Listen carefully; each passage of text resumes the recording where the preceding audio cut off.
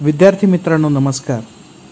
मी प्राध्यापक निलेश लोंढे आणि आपण BA प्रथम वर्षातील द्वितीय सत्रातील SL मराठी म्हणजेच द्वितीय भाषा मराठी याचा अभ्यासक्रम आजपासून सुरू करत आहोत. आजचा आपला हा तास परिचयात्मक स्वरूपाचा आहे. त्यामुळे जो आपला अभ्यासक्रम आहे त्याची ओळख, त्याच्यातले घटक आपण समजून घेणार आहोत. यावेळेस तुमचा जो अभ्यासक्रम आहे तो मागच्या वेळेस सारखाच एका स्वतंत्र पुस्तकामध्ये आहे आणि त्या पुस्तकाचं नाव आहे साहित्य शिल्प नावाचं. तर हा जो साहित्य शिल्प नावाचं जे पुस्तक आहे हे तुम्हाला BA, BCom, BSc प्रथम वर्ष आणि द्वितीय सत्रासाठी आहे.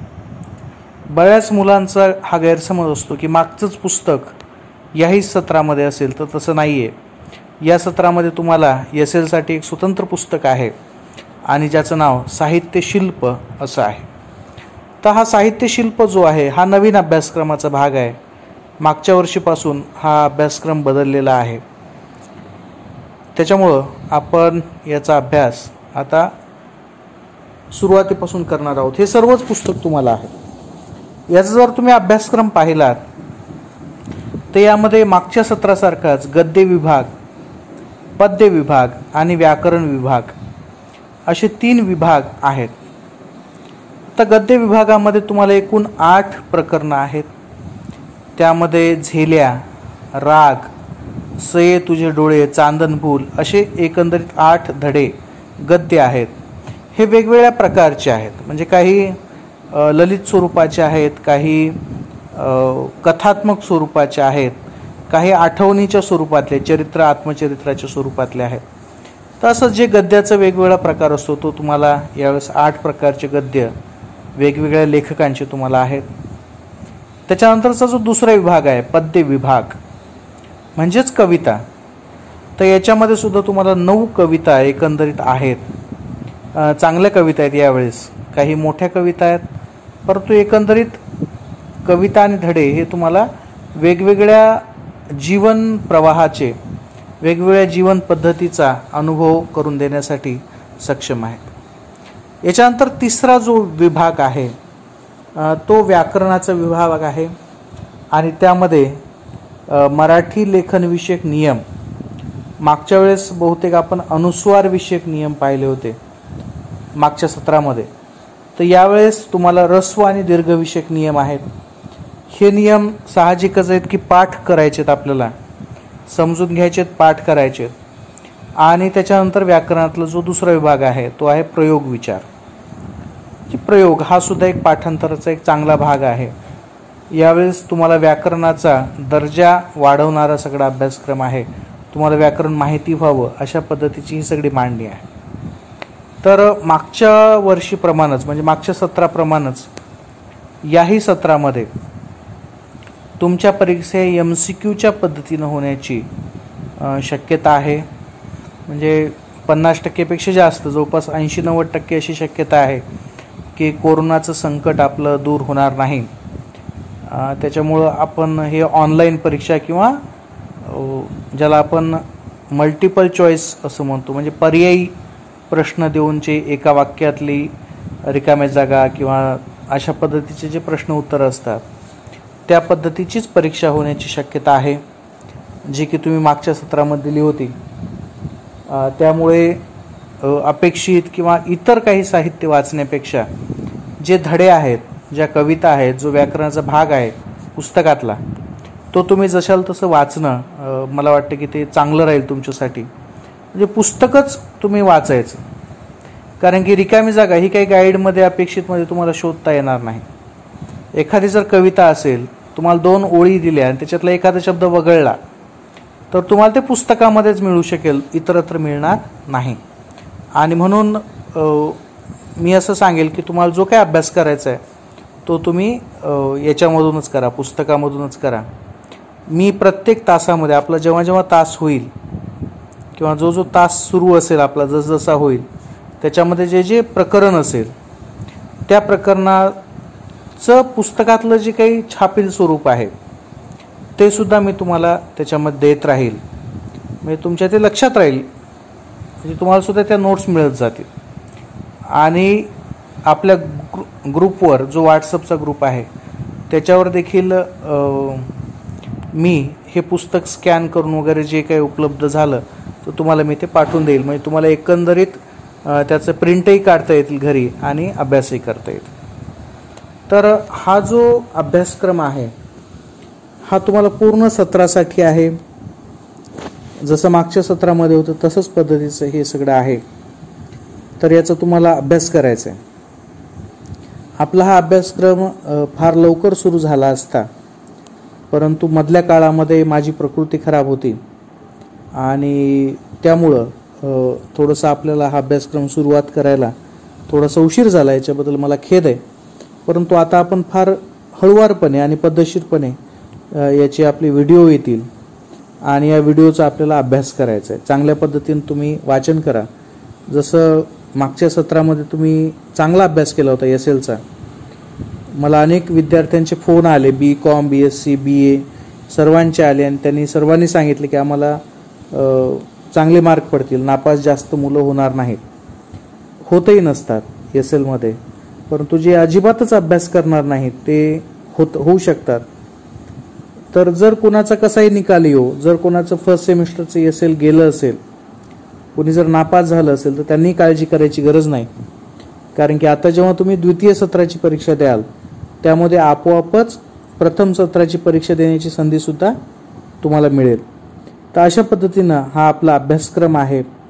आपल्या अभ्यासक्रमाचं नाव जे आहे त्याला साहित्य शिल्प असं म्हणतात. हा पेपर क्रमांक 2 आहे. म्हणजे ज्यांचं ऑप्शनल आहे, ऐच्छिक मराठी आहे, त्यांच्यासोबत गोंधळ होण्याची शक्यता आहे आणि म्हणून सांगतोय की हा पेपर क्रमांक 2 असं याला म्हटलं जातं. मागच्या सत्रामध्ये जो होता तो पेपर क्रमांक 1 होता. ज्याला जे SL होतं ते होतं पेपर क्रमांक 1 आणि आताचं जे SL आहे त्याला म्हणायचं आपण पेपर क्रमांक 2. हे अतिशय महत्त्वाचं आहे, लक्षात ठेवा तुम्ही. आणि तुमचं जे सत्र आहे, सेमिस्टर जे आहे ते असेल सत्र क्रमांक 2, फर्स्ट इयर, परंतु सत्र क्रमांक 2. आणि पेपर तुमचा साहित्य शिल्प SLचा पेपर परंतु पेपरचा नंबर असेल 2 नंबरचा. जेव्हा तुम्ही इंटरनल वगैरे काही द्याल आम्हाला किंवा जे काही लिहून घेऊत आपण किंवा जेव्हा पेपरचा नंबर टाकायचा असेल कुठेही सर्वसाधारणपणे तर त्याला पेपर क्रमांक 2 असं म्हटलं जाईल. तर आज आपण हा जो भाग आहे अभ्यासक्रम जो आहे याला आपण थोडीशी सुरुवात करूयात. तर याच्यामध्ये आपण सुरुवातीला व्याकरणाचा जो भाग आहे तो समजून घेण्याचा प्रयत्न करूयात. व्याकरणामध्ये तुम्हाला जो पहिला घटक आहे तो आहे प्रमाण लेखन विषयक नियम आणि त्याच्यामध्ये तुम्हाला ऱ्हस्व आणि दीर्घ विषयक नियम असं तेवढ्यापुरता तुमचा अभ्यासक्रम मर्यादित आहे. तर सुरुवातीला आपण हे पाहिलं पाहिजे की प्रमाण लेखन म्हणजे काय किंवा लेखनाचे नियम म्हणजे काय, हे काय नेमकं कशासाठी असतं. तर आपण लिहित असताना म्हणजे आपली जी भाषा असते ही फार स्वतंत्र असते. त्याच्यामुळे आपण जे बोलतो त्याचे एकापेक्षा वेगळे अर्थ आपल्याला काढता येतात. आपण ते विनोदी पद्धतीनं किंवा कोणाला टोचून बोलण्यासाठी किंवा काही काम करत असताना आपण भाषेचाच वापर करतो. विनोद निर्मिती सुद्धा भाषेतून होते, ज्ञान निर्मिती सुद्धा भाषेतून होते. तर ही भाषा एवढी स्वतंत्र आहे की जसं माणसाचं मन असेल तशी ती भाषा एवढी चंचल असते. आता ही चंचल भाषा वैयक्तिक जीवनामध्ये दैनंदिन जीवनामध्ये चालून जाते, परंतु जेव्हा आपल्याला त्याला ज्ञानाची भाषा करायचं असतं, जेव्हा सर्व लोकांना समजेल असं एक प्रमाणित असं एक भाषा बनवायची असते, तेव्हा त्याच्यामध्ये एक सूत्रता आणणं आवश्यक असतं. म्हणजे कोणता शब्द कोणत्या अर्थानं वापरला जातोय, कोणता शब्द कोणत्या शब्दाच्या बरोबरीत वापरणं योग्य राहील, ह्या सगळ्या गोष्टी ज्या असतात त्या आपल्याला विचार करावा लागतात. आणि जे लिहिण्यासाठी, शिक्षणासाठी, ज्ञान मिळवण्यासाठी किंवा परस्परांशी संपर्क साधण्यासाठी अशी एक भाषा आपोआपच निर्माण होत असते की ज्याच्यामध्ये लोक थोडेसे प्रतिष्ठित समजतात स्वतःला, आणि ते बोललं की वेगळा अर्थ शक्यतो जाणवत नाही. तर अशी जी भाषा असते जी की बोलीतूनच तयार होते, जी की शासकीय कार्यालयामध्ये वापरली जाते किंवा खाजगी मध्ये वापरली जाते, याला ही जी भाषा असते याला प्रमाण भाषा असं म्हणतात. मी अगदी ढोबळ पद्धतीने तुम्हाला प्रमाण भाषेची एक व्याख्या दिलेली आहे. तर आता ही जी प्रमाण भाषा आहे, ही प्रमाण भाषा लिहायची कशी याचे सुद्धा नियम ठरवणं गरजेचं असतं. म्हणजे बोलत असताना तुम्ही थोडीफार गलती केली, चूक केली, एखादा शब्द चुकीचा उच्चारला तरी काही फरक पडत नाही, कारण की लगेच समोरचा माणूस समजून घेऊ शकतो ते. किंवा समोरच्या माणसाला समजलं नाही तर समोरचा माणूस म्हणेल की परत एकदा सांगा बरं नेमकं काय म्हटलं तुम्ही. तर आपण परत ते सांगू शकतो, कारण की आपण दोघंही तिथं असतो, बोलणाराही तिथं असतो आणि ऐकणाराही तिथं असतो. परंतु जेव्हा गोष्ट लिहिण्याची येते तेव्हा मात्र अशी गंमत असते की लिहिणारा आणि वाचणारा हे एकाच ठिकाणी नसतात. म्हणजे मी एखादं पत्र लिहिलं किंवा मी एखादा मोबाईलवर संदेश दिला आणि तो कुठतरी दूर बसून एखाद्यानं वाचला आणि त्याच्यामध्ये जर काही गफलत झाली तर काहीच करता येऊ शकत नाही, कारण की परत त्यांना फोन करणार, त्यांना विचारणार की बाबा तू असं असं का लिहिलंस, काय लिहिलंस, समजत नाहीये. तर हे मोबाईलवर, कॅम्प्युटरवर, प्रिंटवर हे शक्य आहे. समजा की आपल्याला थोडेफार लिहिण्यामध्ये गडबड झाली तरी आपण फोन करून विचारू शकतो. परंतु जेव्हा हस्तलिखित गोष्ट असते, जेव्हा हातानं लिहिलेली एखादी पत्र किंवा एखादी कादंबरी किंवा एखादं काही महत्त्वाची माहिती असते, ती जर चुकीच्या पद्धतीने लिहिली गेली, त्याच्यामध्ये जर अक्षर अनोळखी झाली, ओळखू येईनाशी झाली, तर तिथं काहीही करता येऊ शकत नाही. आणि याचा सगळ्यात जास्त अनुभव आम्हाला तुमचे पेपर तपासताना यायचा. आता सध्याशी पेपर तपासणं चालू नाहीये, सध्या MCQ आहे. परंतु MCQ मध्ये सुद्धा लोक गोंधळ करतात, नंबरच व्यवस्थित टाकत नाहीत. म्हणजे 9 लिहिलंय इंग्रजीमध्ये का 7 लिहिलंय हे ओळखूच येत नाही, किंवा 0 लिहिलाय का 6 लिहिलाय हे सुद्धा लक्षात येत नाही. 1 लिहिलंय का 7 लिहिलंय इंग्रजीमध्ये हे सुद्धा लक्षात येत नाही, कारण की रेषा तिरप्या तारप्या केलेल्या असतात. पण ते तरी क्रमानं नंबर असल्यामुळे काही अडचण नसते. परंतु जेव्हा अक्षरी म्हणजे तुम्हाला लिखित स्वरूपाचा पेपर असायचा तेव्हा काही काही मुलांचे फार सुंदर हस्ताक्षर असायचे, ते फक्त नजर टाकली की लक्षात यायचं. आणि काही काही मुलं इतकं त्याला घाणेरड्या पद्धतीने लिहायचे, हा शब्द तिथं वापरता येतो, इतक्या घाणेरड्या पद्धतीने लिहायचे की त्याचं वाचन करणं जवळपास अशक्य असायचं. म्हणजे कोणताच नियम त्याला लागू पडत नव्हता. एक तर तिरकस लिहितील किंवा एकमेकाला शब्द जोडून लिहितील, किंवा तुम्ही जर पाहाल तर असं वाटेल की सगळ्या उभ्याच रेषा आहेत ओढलेल्या, आणि कधी कधी तर फक्त असं आडव्या उभ्या अशा गोलाकार उभ्या रेषा वाटायच्या. म्हणजे ते वाचणंच अशक्य असतं. अशा पद्धतीचं काही काही अक्षर लोक काढतात, आणि अशा अक्षरामध्ये मार्क साहजिकच 0 पडायचे किंवा 1-2 पडायचे, त्यांना किती चांगलं लिहिलेलं असलं तरी, कारण की ओळखूच यायचं नाही अक्षर. तर अशाच पद्धतीनं असेच जर शासकीय नियम तुम्हाला आले, असे जर खाजगी नियम तुम्हाला आले, अशाच जर भाषेमध्ये तुम्हाला पुस्तकं लिहिली गेली तर तुम्हाला खूप मोठ्या अडचणी उपस्थित होऊ शकतात. म्हणजे अक्षर लिहित असताना ते स्वच्छ, सुंदर, पद्धतशीर असावं अशी एक अपेक्षा केली जाते. तर हा वरवरचा भाग झाला की तुमचं अक्षर कसं असावं. पण अक्षर काढत असताना त्याच्यामध्ये गफलत होऊ नये, त्याच्यामध्ये गैरसमज होऊ नयेत, त्याच्यामध्ये गोंधळ होऊ नयेत, याच्यासाठी काही नियम जेव्हा महाराष्ट्र स्वतंत्र झाला असे नियम बनविले गेले. हे नियम कुणी बनवले तर साहजिकच महाराष्ट्र शासनानं बनवले, कारण की ही जबाबदारी महाराष्ट्र शासनाची होती. आपली महाराष्ट्राची राजभाषा मराठी होती. पण महाराष्ट्र शासन हे काही नियम बनवू शकत नाही. म्हणून त्यांनी त्या काळामध्ये जी तज्ज्ञ संस्था होती, जी मराठीचं काम करायची, ती तज्ज्ञ संस्था होती मराठी साहित्य महामंडळ. ही जी की सरकारशी संलग्न असणारी एक साहित्य व्यवहार करणारी संस्था आहे. आणि अशा महाराष्ट्र साहित्य महामंडळाला सरकारनं सांगितलं की तुम्ही आम्हाला नियम बनवून द्या, असे नियम बनवून द्या की ज्याच्यामुळे सगळ्यांना मराठी लिहिणं सोपं होईल. त्यांनी मग त्या काळामध्ये म्हणजे 1962 मध्ये त्यांनी 14 नियम दिले आणि 1972 मध्ये त्यात आणखीन 4 नियम टाकले.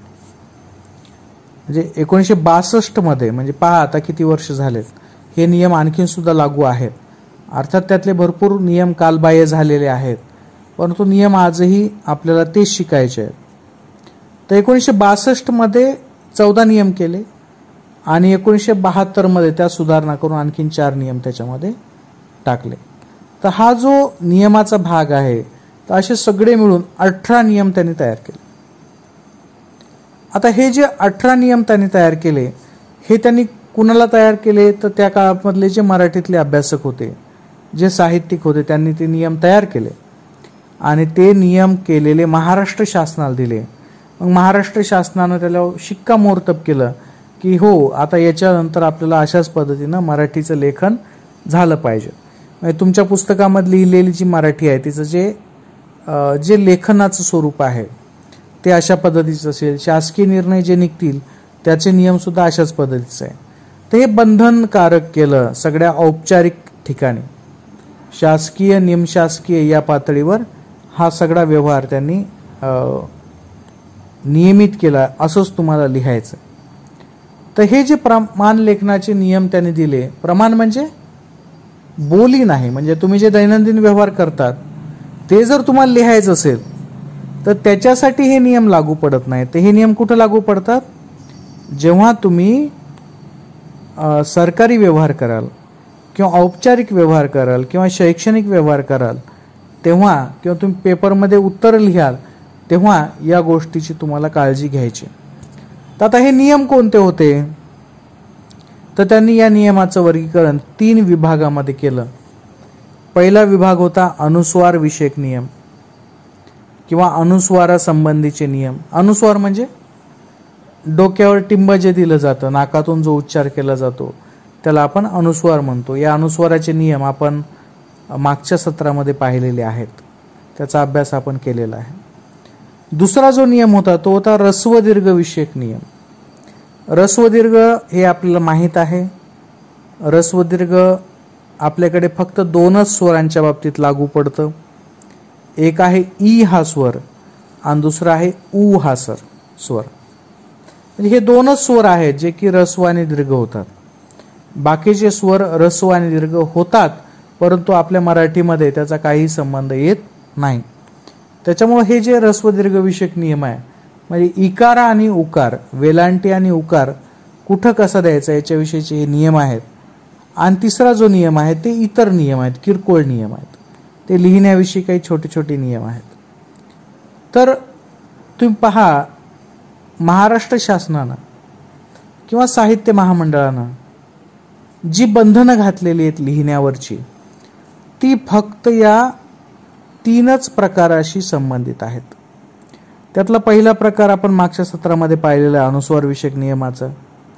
दुसरा जो प्रकार आहे तो आहे ऱ्हस्व दीर्घ विषयक नियमांचा, ज्याचा की अभ्यास आपण आता आजच्या आणि उद्याच्या तासामध्ये आपण करणार आहोत. पण त्याच्यापूर्वी ही चर्चा करणं गरजेचं होतं. तर हे नियम त्यांनी आपल्याला सांगितले आणि त्यांनी अशी अपेक्षा केली की हे नियम पाळले जावेत. कमीत कमी म्हणजे याला दुर्लक्षित करू नये. कशामुळं? कारण की मराठी भाषेचं लेखन करत असताना कुणी कुठेही जर अनुस्वार दिला, समजा कोकणातला माणूस आहे, तो नाकात जास्त बोलतो, तर तो काय करेल? अनुस्वार देईल प्रत्येक गोष्टीवर. आपण काय करतो? आपण जोर जास्त देतो शब्दावर. म्हणजे कळलं का असं म्हणतो आपण, समजलं का. आता काय झालं? समजलं या ल वर जो जोर आहे, दाब आहे, त्याच्यामुळं काय होतं? त्याच्यावर अनुस्वार दिला जातो. पण हे जर सगळीकडेच अनुस्वार द्यायला लागले तर मग दुसऱ्या माणसाला त्याचा उच्चार करणं अशक्य होईल. आणि म्हणून या दोनच गोष्टीला त्यांनी प्राधान्य दिलं. पहिलं होतं ऱ्हस्व दीर्घ विषयक नियम आणि दुसरे होते अनुस्वार विषयक नियम, किंवा पहिले होते अनुस्वार विषयक नियम, दुसरे होते ऱ्हस्व दीर्घ विषयक नियम. तर हे जे नियम आहेत हे नियम फार मोठे नाही आहेत, कारण की आपण पाहिलं सर्व नियम मिळूनच 18 आहेत.